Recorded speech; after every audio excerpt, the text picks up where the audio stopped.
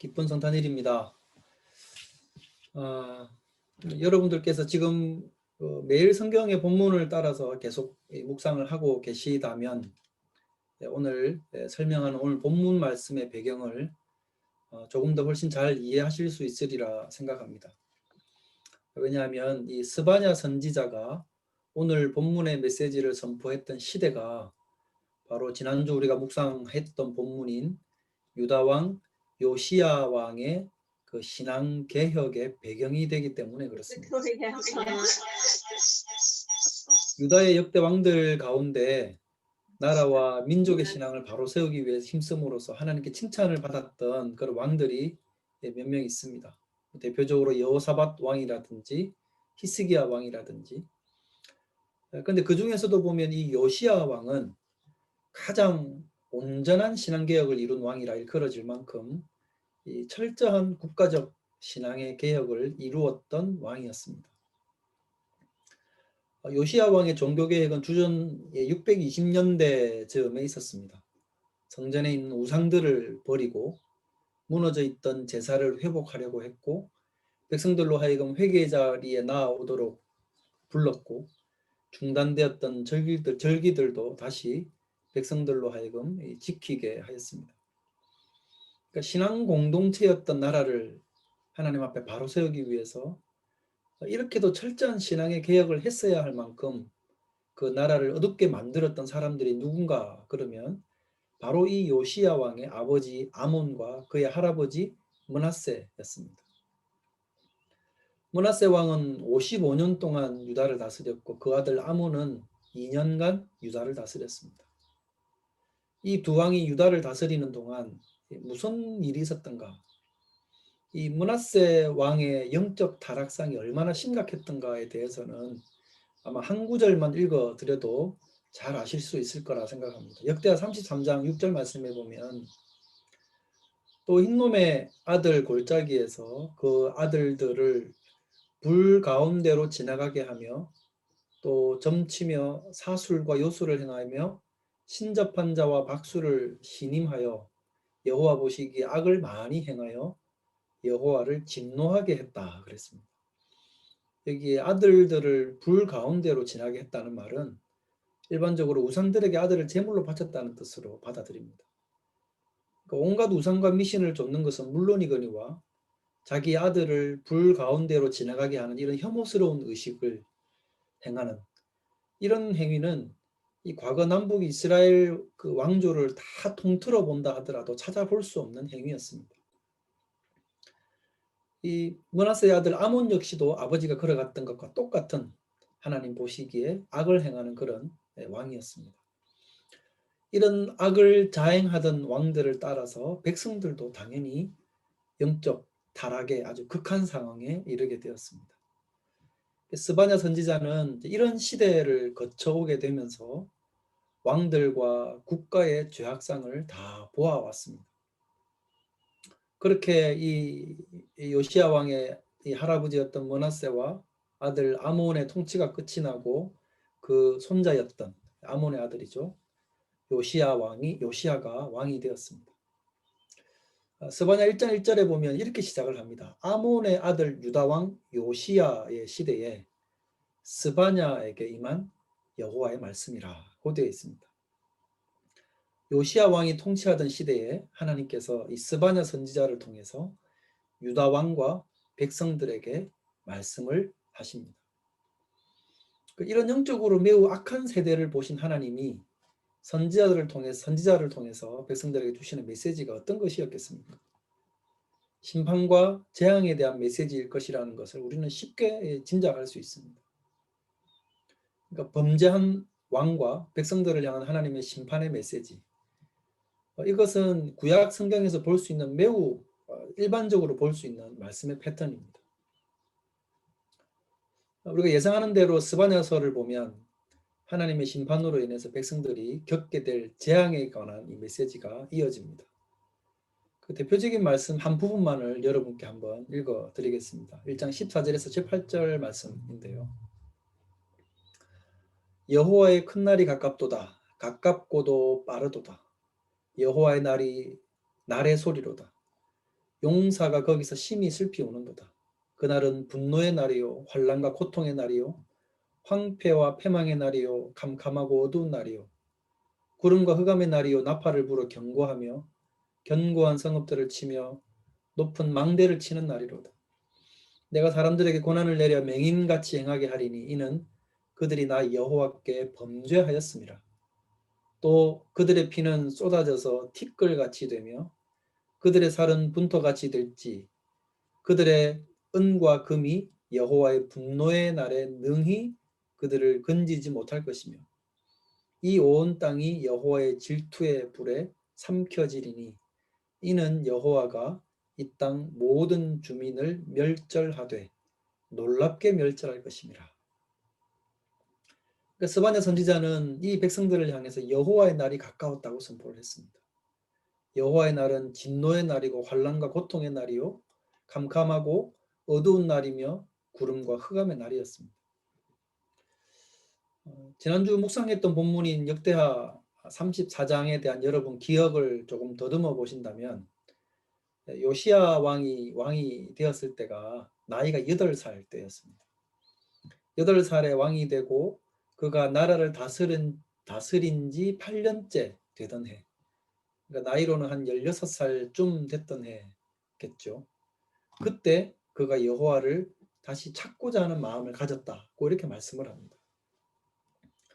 그리고 다시 4년이 지나서 이제 12년이 되었을 때, 통치 12년이 되었을 때 예루살렘을 정결하게 하기 시작합니다. 그러니까 국가적 차원의 대대적인 신앙의 개혁 작업을 착수했다는 말입니다. 그러니까 요시야는 왕이 되고 8년이 지나는 동안 하나님을 찾지 않았다는 말이 되는 것이죠. 8년이 지나면서 하나님을 찾기 시작했다 그랬으니까요. 그렇기 때문에 처음 8년 동안은 개혁에 대한 의지도 전혀 없었습니다. 그런데 8년이 지나서 하나님을 찾고 나라를 개혁해야겠다는 생각을 갖게 된 배경이 무엇이었겠습니까? 그게 바로 오늘 여러분이 읽으셨던 스바냐 선지자의 이 메시지였을 겁니다. 8살에 왕이 되고 성장하면서 그간 이 민족의 신앙 그리고 그것과 국가의 상황에 대한 이런 상관관계를 분명히 들었을 것이고 결정적으로 이런 선지자의 메시지가 이 요시야 왕으로 하여금 국가적인 개혁과 회개를 이루어야 한다는 결론에 다다르게 만들었던 것입니다. 그의 할아버지 므낫세나 아버지 아몬인들 이런 역사를 몰랐겠습니까? 그 조상들도 분명히 그런 역사를 걸어왔습니다. 그런데도 그들은 들으려 하지 않았습니다. 오히려 적극적으로 하나님을 대적하는 통치를 하였습니다. 근데 이 요시야는 달랐습니다. 이런 심판의 메시지를 흘려듣지 않고 조상들의 과오로부터 돌이켜서 다시 여호와 하나님을 찾고 대대적인 신앙의 개혁 작업을 실시하게 되었습니다. 근데 이제 우리가 여기서 주목을 해야 될 부분은 이 스바냐 선지자가 선포했던 그 메시지입니다. 요시야 왕이 이렇게 했던 이런 개혁 작업과는 상관이 없이 스바냐 선지자가 선포했던 이 메시지 가운데는 심판과 징벌에 대한 메시지뿐만 아니라 다른 메시지도 함께 들어 있습니다. 그게 3장 마지막 장인 3장 9절 이하부터 나오는데요. 오늘 본문인 14절을 읽어 드리겠습니다. 시온에 따라 노래할지어다 이스라엘아 기쁘게 부를지어다 예루살렘 따라 전심으로 기뻐하며 즐거워할지어다.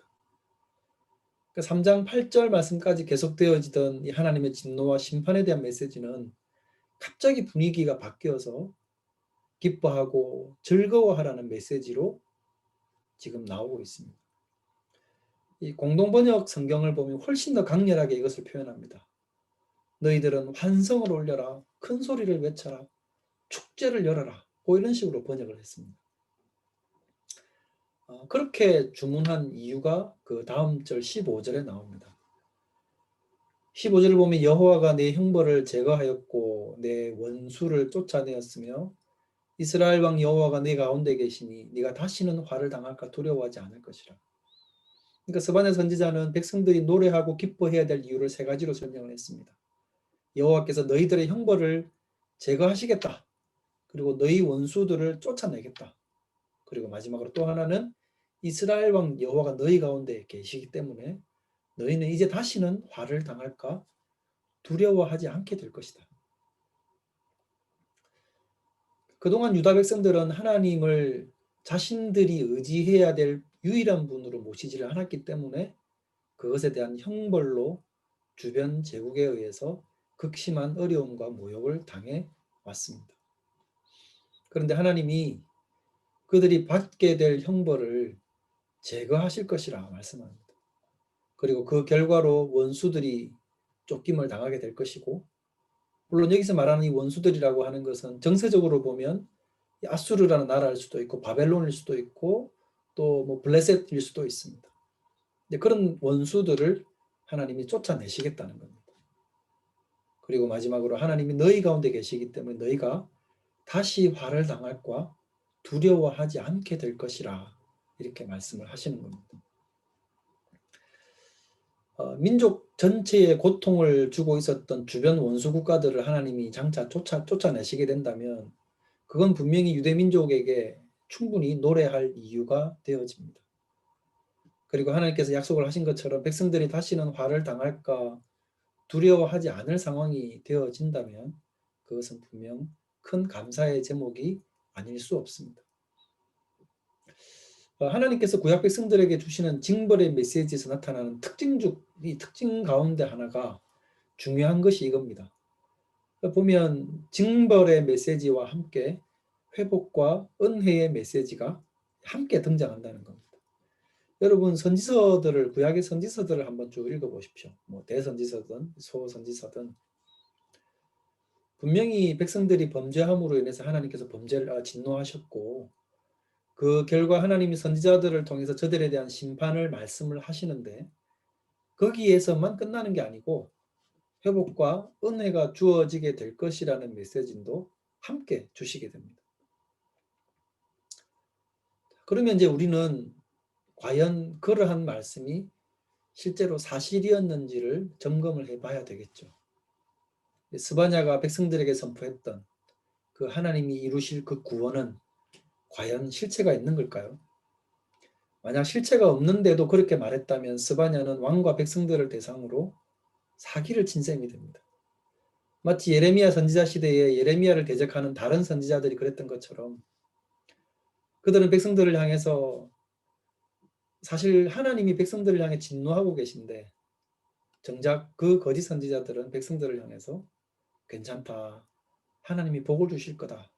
하나님은 사랑이시니까 우리를 굳게 지켜주실 거다. 라고 하면서 백성들의 귀에 달콤한 소리만 내뱉는 그런 소리가 될 수도 있는 거죠. 스바냐가 말한 이 하나님의 구원이라는 것의 실체가 만약에 발생하지 않는다면 말입니다. 그렇다면 그것은 백성들에게 헛된 기대감만 갖게 만드는 것이고 일종의 희망 고문 같은 게 되는 것 아니겠습니까? 근데 여러분, 이제 우리는 과거 구약의 시대를 지나서 신약의 시대를 살고 있습니다. 실제 역사를 보면 어떻습니까? 그들에게 회복의 역사가 있었습니다. 긴 형벌의 시간이 끝나고 대적들의 손에서 그들은 풀려나게 되었고 모든 백성들이 본국으로 돌아오고 다시금 하나님의 성전을 재건하고 신앙을 새롭게 하는 일이 일어났었습니다. 결국 하나님의 구원은 실체가 있는 것으로 드러났습니다. 그런데 그것으로 이 모든 약속들이 다 성취된 건가라는 겁니다. 대적들로부터 벗어나기는 했는데 그 후로는 다시는 이 남북 유다와 이스라엘 백성들이 화를 당할 일이 없었습니까? 역사를 보면 그렇지 않습니다. 바벨론으로부터 귀환해서 자유의 몸이 되었지만 그 뒤로도 이스라엘 백성들은 헬라 제국과 로마 제국을 거치면서 그들의 지배하에서 오랜 식민 지배를 받습니다. 심지어 예수님께서 활동하시던 공생애를 사시던 그 시대에도 여전히 정치적으로는 로마의 지배하에서 벗어나지 못하고 있었습니다. 그렇다고 한다면 이 스바냐를 비롯한 이 구약 선지자들이 했던 이 하나님의 메시지는 틀렸다고 이야기를 해야 되는 건가? 그렇게 이야기를 한다면 그것 역시 아니다라고 이야기를 해야 됩니다. 이 선지자들의 메시지는 틀리지 않았습니다. 다만 저들이 기대하는 것과는 전혀 다른 방식으로 하나님이 응답하시고 역사하셨기 때문입니다. 2주 전에 우리가 함께 나눴던 것처럼 이 마리아에게서 탄생하게 될 아기는 백성들이 기대하고 있었던 정치적인 해방과는 비교할 수도 없는 근원적인 해결책을 주시는 일을 할 분이다라고 이야기를 했습니다.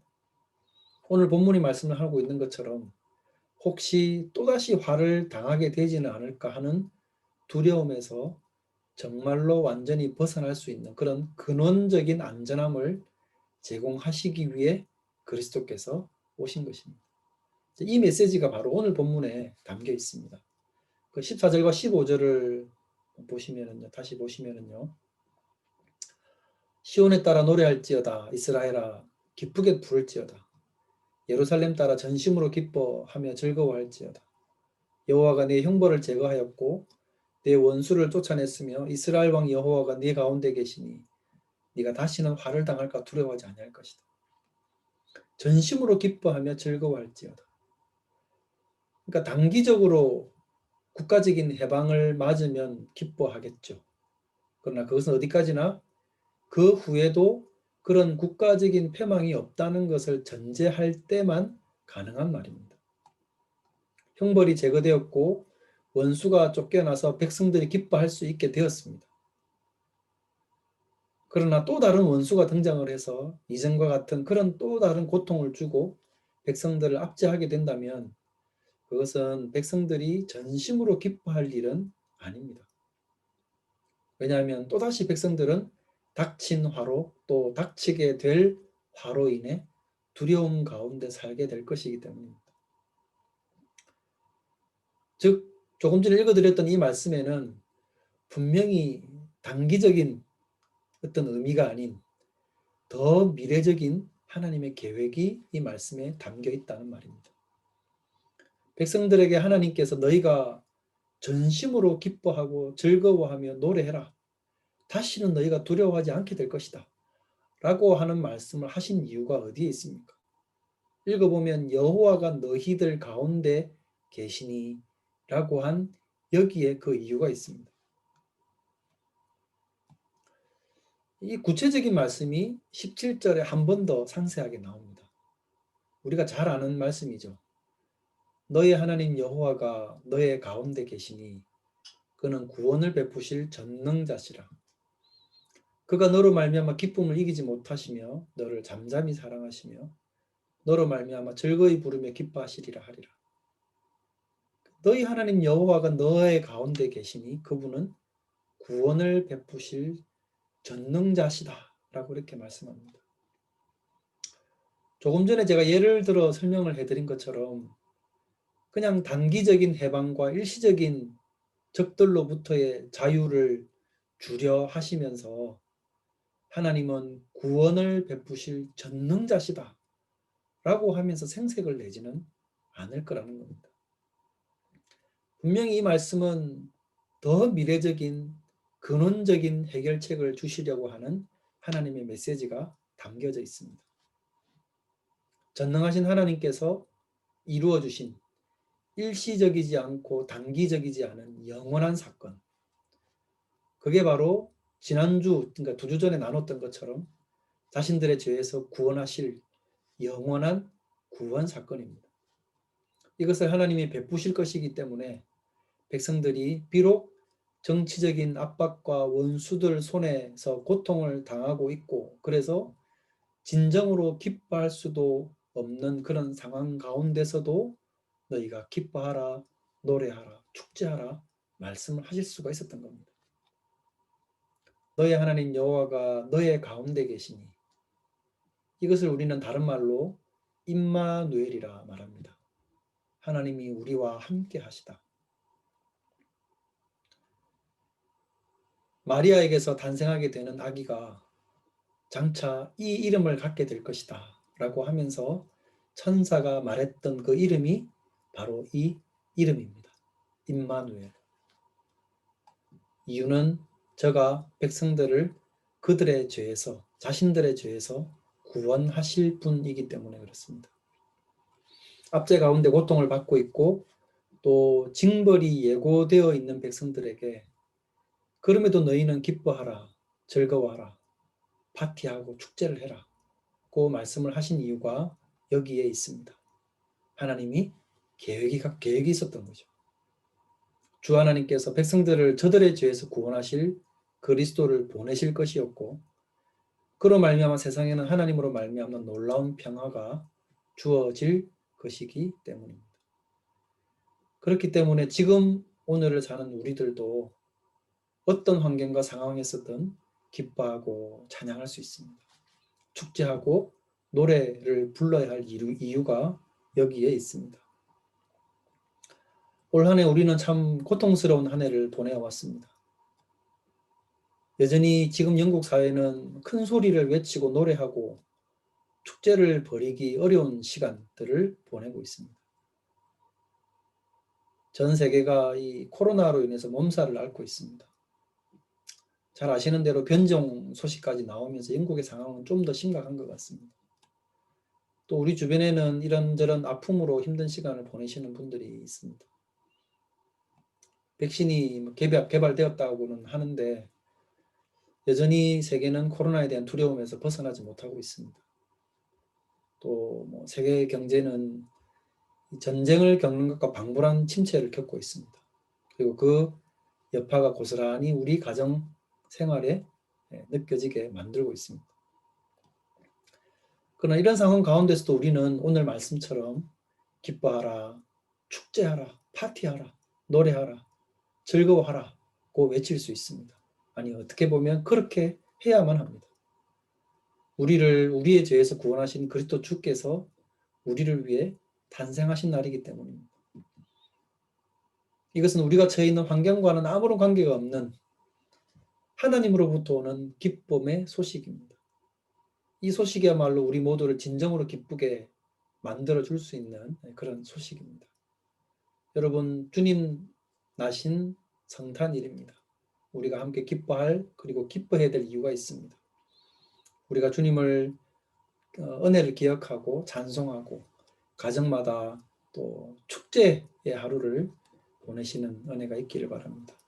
그리고 이 기쁨을 함께 아파하시는 분들과 또 나눌 수 있기를 주님의 이름으로 축원드립니다.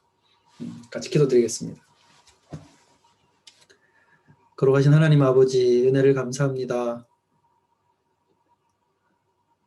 죄되고 어두움 가운데 있으며 어두움에 있는 우리 자신조차 자각하지 못하는 우리들을 위해 하나님이 놀라운 소식을 준비하시고 우리에게 축제하고 노래하고 기뻐할 이유를 주심으로 인해서 감사합니다.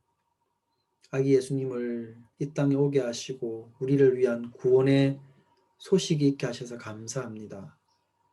주님의 은혜를 입은 우리들이 주님 나신 성탄일을 기억하고 함께 축제하고 기뻐하고 찬양합니다. 이 기쁨의 소식들이 믿지 않는 이들에게도 특별히 연약과 아픔으로 또 힘든 시간을 보내고 있는 지체들에게 놀라운 하나님의 기뻐하시는 소식과 하나님이 주시는 놀라운 평화가 그분들 마음 가운데 함께해 주시기를 간구합니다. 주님 감사합니다. 이 시간 우리의 예배와 찬양을 하나님께 온전히 홀로 드립니다. 영광 받아 주시옵소서. 거룩하신 구주 예수님의 이름으로 기도드립니다. 아멘.